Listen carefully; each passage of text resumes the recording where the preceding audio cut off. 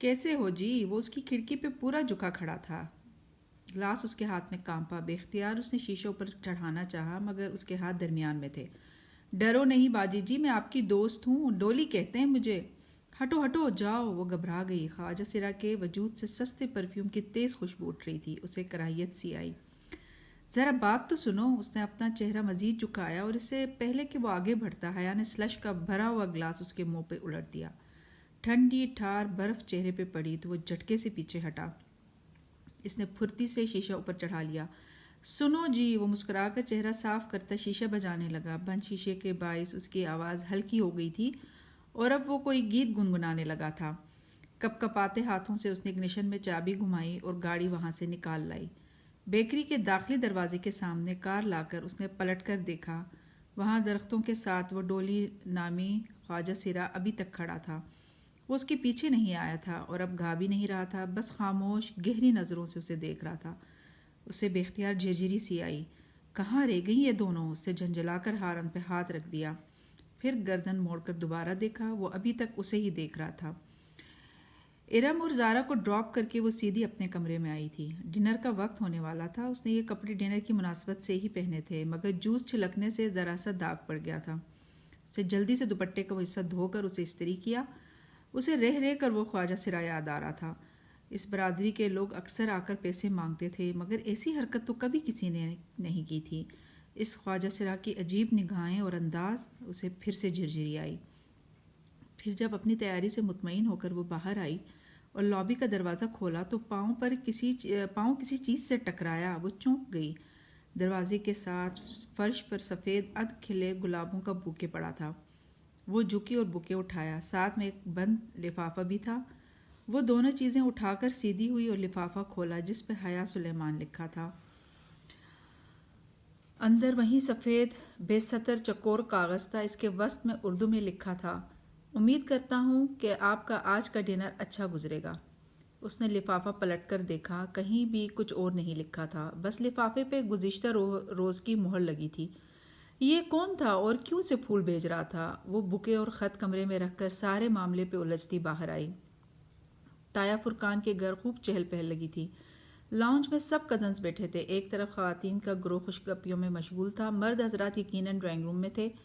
ان کے خاندان میں کزنز کی بے تکلفی کو بری نظر سے نہیں دیکھا جاتا تھا۔ تایا فرقان چاروں بہن بھائیوں میں سب سے سخت تھے اور ان کی سختی ارم کے اسکارف لینے اور گھر سے باہر لڑکوں سے بات کرنے پہ تھی۔ ارم اور باقی کزنز بھی عموماً اپنے کزنز کے سوا باہر کے کسی لڑکے سے بات نہیں کرتی تھیں۔ حیا اور ارم تو پڑھتی بھی آل ویمن یونیورسٹی میں تھیں۔ ہاں، دوسرے چچا اور خود سلیمان صاحب مستقبل میں اپنے بچوں کی شادیاں یقیناً مکس گیدرنگ میں رکھیں گے، یہ سب کو معلوم تھا۔ ان کا خاندان زیادہ بڑا نہ تھا۔ وہ لوگ 3 بھائی اور 1 بہن تھے۔ تایا فرقان سب سے بڑے تھے۔ داور، فرخ اور ارم ان کے بچے تھے۔ فرخ میڈیکل کر چکا تھا اور آج کل پولی کلینک سے ہاؤس جاب کر رہا تھا۔ وہ حیا سے 3 سال بڑا تھا۔ سمی فرخ سے سال بھر چھوٹا تھا اور MBA کے بعد جاب کر رہا تھا۔ ارم حیا سے سال بھر چھوٹی تھی۔ آج کل سب سے بڑے داور کی شادی تیار تھی۔ تایا فرقان کے بعد سلیمان صاحب تھے۔ حیا ان کی اکلوتی بیٹی تھی اور روحیل اکلوتا بیٹا۔ روحیل پڑھائی کے سلسلے میں امریکہ میں ہوتا تھا اور اب ان کے گھر میں سلیمان صاحب، فاطمہ بیگم اور حیا، بس یہی تینوں تھے۔ پھر زاہد چچا تھے۔ ان کی بڑی 2 جڑواں بیٹیاں مہوش اور سہرش تھیں۔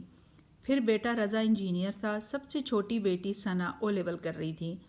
اس وقت سوائے روحیل کے جو امریکہ میں تھا اور داور بھائی کے جو غالباً ڈرائنگ روم میں تھے، باقی تمام لڑکے لڑکیاں لاؤنج میں موجود تھے۔